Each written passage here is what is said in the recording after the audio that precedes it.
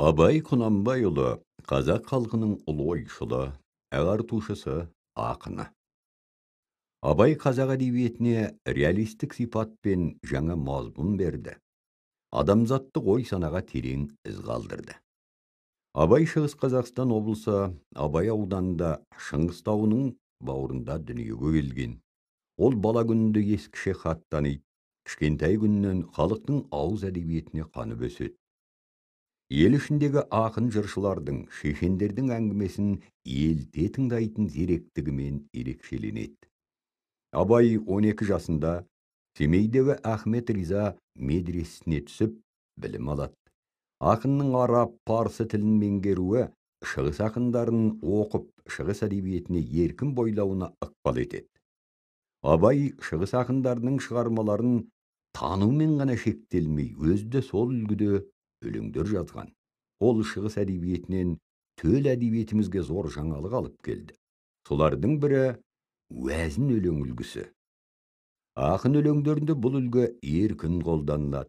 Шығыс шайырларының нәзирагөйлік дәстүрінде де поэма жазған. Абай медреседе оқи жүріп, орыс мектебінен де дәріс алған.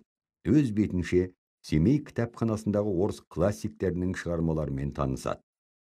Саяси көзқарасы үшін Семейге жер аударылған Михайлис, Долгополов, Леонтьев сынды орыс демократтарымен араласуы орыс тілін жете меңгеріп, рухани толысуына мүмкіндік туғызады.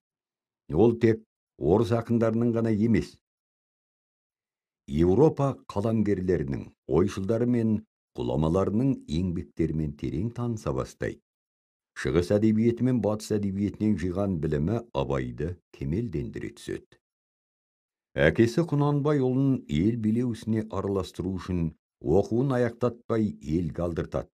Абайдың ел ісіне ерте араласуы, ру арасындағы талас тартыстың байыбына барып, оқиғаға өзінше баға беруіне, өзіндік сын пікірінің қалыптасуына ықпал етеді. 1876-1878 жылдар аралығында Абай Қоңыр-Көкше еліне болыс болып сайланады. Жер дауы, жесір дауы, ел ішіндегі талас тартыстарды әділ шешуге күш салады. Әкімшілік құқықтық реформаларға атсалысады. Абайдың өлең жазуға ден қойған кезеңі де осы аралық. Абай шығармаларының көпшілігі қазақ қоғамының тағдырына арналады. Ақын халқының бүкіл рухани қатынасына терең көркемдік шыншылдықпен қарайды. Ескілік әдет, билеуші топтың азғындық мінездері ақын шығармаларында аяусыз шенелсе, қараңғылық, мұқтаждық пен жоқшылықта өмір сүрген бұқара халықтың қоғамдық қалпына көзқарасын айқын сездіреді. Шығармаларының ендігі бір тобында енжарлық пен жалқаулықты қатты түйреумен бірге ақылы, бойында қуаты бар адамға қажетті қасиет ретінде еңбекті сүюшілікті насихаттайды. Оқу білім тақырыбындағы өлеңдер Абай шығармаларында үлкен бір шоғырды құрайды.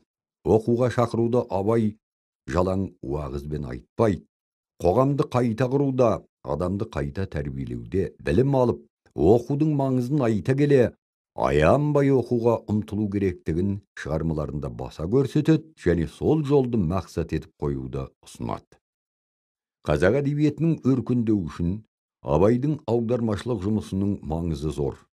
Шығыс үлгісіндегі шығармалар мен батыс ақындарының туындыларын аударып, халық ойы мен арманын неғұрлым өткір, терең, нәзік түрде жеткізу үшін тілді байытып, жаңа қолданыстар енгізіп, халық жыршылары айта алмаған, бірақ халық санасында жүрген ойларды айтады.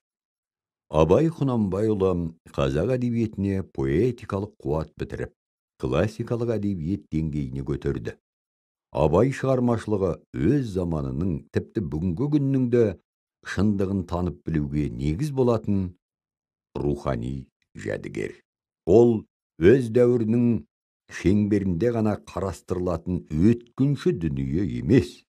Заман ауысып, уақыт озған сайын қоғамдық ой санаға әсері арта түсіп, өркендеп, дамып отыратын асыл мұра.